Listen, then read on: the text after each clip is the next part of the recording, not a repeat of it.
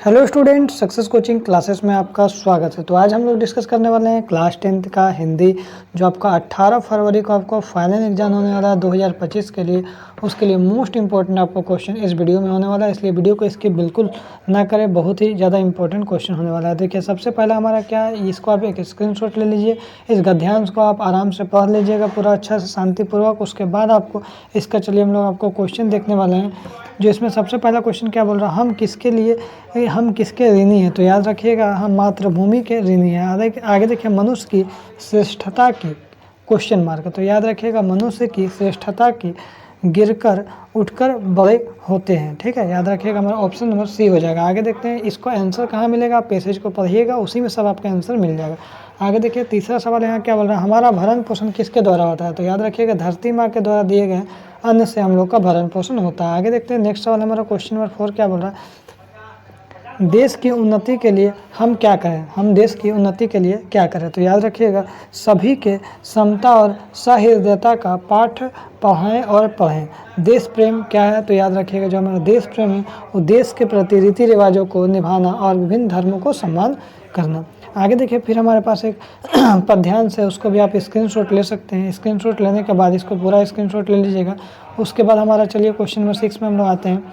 6 question क्या बोल रहा है, किसी से डर कर नौका पार नहीं होता है। तो याद रखिए, किसी से डर कर नौका पार नहीं होता है, मतलब लहरों से डर कर नौका पार नहीं होता। आगे देखते हैं क्या बोल रहा है, नन्ही चींटी दाना लेकर कहाँ चढ़ती है। तो याद रखिएगा, आपका दीवारों पर चढ़ती है। 8 नंबर क्वेश्चन क्या बोल रहा है, मन का विश्वास रगों में क्या भरता है। तो याद रखिएगा, मन का विश्वास रगों में साहस भरता है। सिंधु में डुबकियाँ कौन लगाता है। तो सिंधु में डुबकियाँ कौन लगाता है, याद रखिएगा, हमारा गोताखोर लगाता है। आगे देखते हैं क्वेश्चन नंबर 10 क्या बोल रहा है, जो कैसे लोगों की हार नहीं होती है। तो याद रखिएगा, कोशिश करने वालों को कभी हार नहीं होता है। तो चलिए हम लोग व्याकरण की ओर देख लेते हैं। इनमें से किस वाक्य में आकर्मक क्रिया कैसे पहचानेंगे, जिस वाक्य में क्या और किससे आंसर मांगेंगे, अगर दे देगा तो सकर्मक क्रिया, अगर नहीं देगा तो अकर्मक क्रिया। सीता गाना गाती है, क्या गाती है, गाना गाती है। तो ये हमारा क्या हो जाएगा, सकर्मक क्रिया हो जाएगा। लेकिन हमको अकर्मक पूछा, वह किताब पढ़ता है, क्या पढ़ता है, तो किताब, ये भी हमारा सकर्मक हो जाएगा। मोहन सो रहा है, क्या सो रहा है, तो आप आंसर दे पाइएगा नहीं। कौन सो रहा है, तब आप बोलिएगा मोहन सो रहा है। क्या सो रहा है, आंसर नहीं दे पा रहे, तो ये हमारा अकर्मक क्रिया हो गया। ठीक है, और लता चाय पी रही है, क्या पी रही है, तो चाय पी रही है। तो ये तीनों हमारा सकर्मक क्रिया, हमारा अकर्मक ऑप्शन नंबर सी हो जाएगा। आगे देखते हैं कौन सा वाक्य सकर्मक क्रिया का उदाहरण है। बच्चा रोता है, क्या रोता है, आंसर नहीं दे पा रहे हैं, अकर्मक क्रिया हो जाएगा। लड़का हंसता है, क्या हंसता है, नहीं आंसर दे पा रहे हैं। कौन हंसता है, तो लड़का हंसता है, क्या क्या आंसर नहीं है। रीता खाना खाती है, क्या खाती है, तो खाना खाती है। तो इसका मतलब ये हमारा सकर्मक क्रिया हो जाएगा। आगे देखते हैं, जलज का अनेकार्थी कौन है। जलज का अनेकार्थी कौन सा शब्द है। तो याद रखिएगा, जलज का अनेकार्थी हमारा हो जाएगा कौन सा शब्द नहीं है। जलज का अनेकार्थी शब्द कौन सा नहीं है। तो याद रखिएगा, कमल, मोती, मछली, ये सब है, लेकिन हमारा कौन सा, बादल नहीं है। तो याद रखिएगा, हमारा अनेकार्थी नहीं है, तो बादल हो जाएगा। आगे देखिए, दो या दो से पदों से मेल से बना तीसरा पद क्या कहलाता है। तो याद रखिएगा, दो पदों या शब्दों के मेल से बना तीसरा चीज़ जो बनता है वो हमारा क्या बन जाता है बाबू, समास बन जाता है।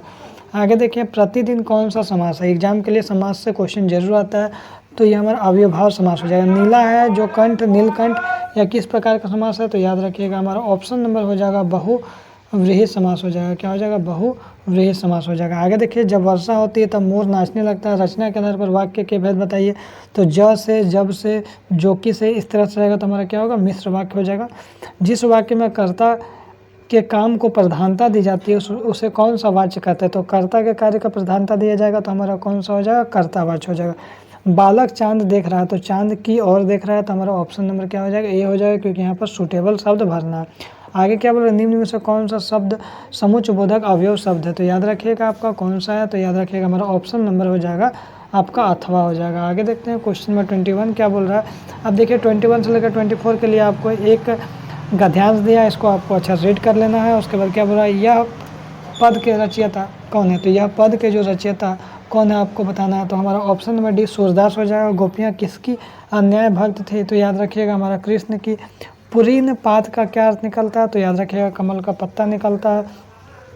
गोपियों ने उद्धव से व्यवहार की तुलना किससे की है। तो कमल के पत्ते और तेल के मटके से की है।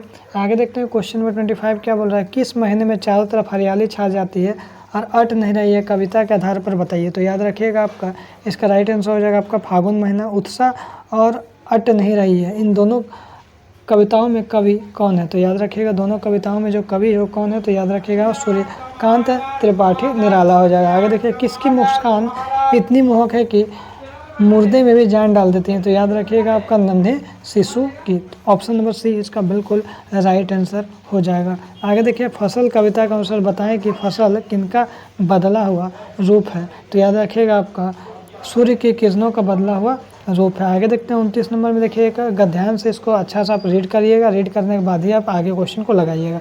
बेटे के मरने पर बाल गोविंद भगत क्या कर रहे थे? तो याद रखिएगा हमारा ऑप्शन नंबर बी गा रहे थे।